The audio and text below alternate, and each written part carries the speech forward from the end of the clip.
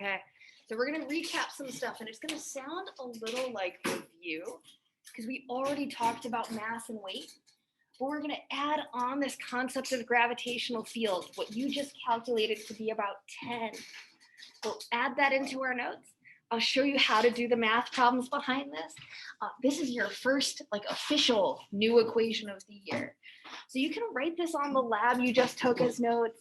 You can write this in a notebook. It doesn't matter to me. But we started the class with this idea of mass, like how much matter is in an object, right? And with mass, it's measured in kilograms. It tells you how many protons, neutrons, and electrons are in some object. And since it doesn't have a particular direction, we call mass a scalar. I can't have 15 neutrons north or 40 electrons east. Mass has no particular direction. And so when you go to a different gravitational field, like if I bring you to Mars, you're still going to be difficult to move. You're still going to have the same amount of matter. So you're going to have the same amount of mass. Mass is what makes it difficult to move in any direction. So weight, on the other hand, and all of these notes are in the slides. So if you go back to the slides later, you can see these again. Weight, on the other hand, is a force. Forces always have direction. In this case, weight is a vector. It's a direction-having quantity. Weight points downward towards the center of the Earth. Your weight is what changes when you get into a different gravitational field.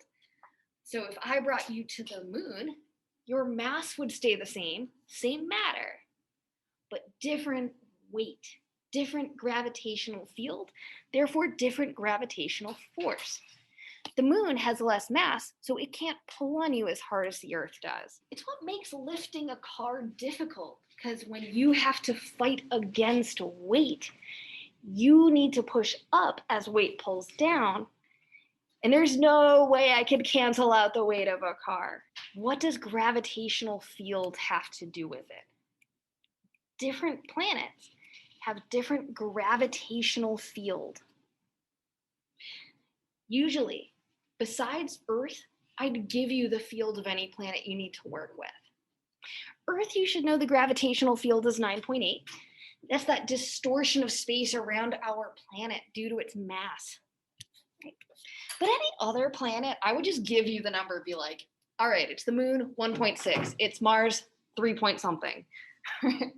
Things I don't know off the top of my head. Right? The gravitational field depends on the planet. And what that field means is on Earth, every 1 kilogram of mass experiences 9.8 newtons of weight. Some people look at this and they're like, oh, is that like a metric conversion factor where you just multiply by 10?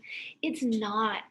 They're completely different quantities. It's not like centimeters to inches where they both measure length. In this case, this is changing mass to weight. On the bright side, I actually like this equation a lot. The equation we're going to work with then, that puts all three of these together, mass, weight, and field, the equation that puts all of these together is not that bad. This equation says the weight, the gravitational force, or the weight, is equal to the mass times field. You're just going to end up multiplying those two together. One thing I know that is a little bit tricky is you're going to hear me use gravitational force and weight as interchangeable. Your weight in newtons is equal to kilograms times field. So since this is what your homework is on tonight, I figured I'd show you some quick examples. Like, how much does a 40 kilogram student weigh on Earth, in the gravitational field of Earth? So what I do is first I'm going to write Fg equals mg. What I'm solving for is Fg. I'm trying to find the weight. I know the mass is 40, and I know g is 9.8. So then I'm going to multiply them together, and how much does a 40 kilogram student weigh on Earth? Is 392 newtons. One thing you're gonna notice when you get to the end of a homework problem. So let me show you like what a homework problem looks like. When you get to the end of a homework problem, you're gonna see a little line in parentheses. Do you see this 490 newtons here? That is the answer to the homework. I'm giving you the answer at the end so you know that like, oh, I got 490 also. I know that I did it right. You're getting points on the homework to show your work and calculate. So you can't just write 490. But when you get to the end of the problem, if they match up, then you know you did it right. So how else could I ask this? What if I said, I took this student and I like sent them to the sun because I'm just the meanest.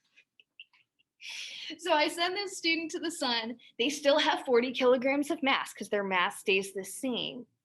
So I'd put in 40 for M, 293 for the field of the sun. The sun is a lot more gravitational field than us. And I'd see this poor student. This poor student weighs 11,720 newtons. The last way I could ask a problem is what if you knew the weight and I wanted you to find the mass? So what if I said, all right, I've got this 900 Newton wrestler. The 900 newtons is the weight.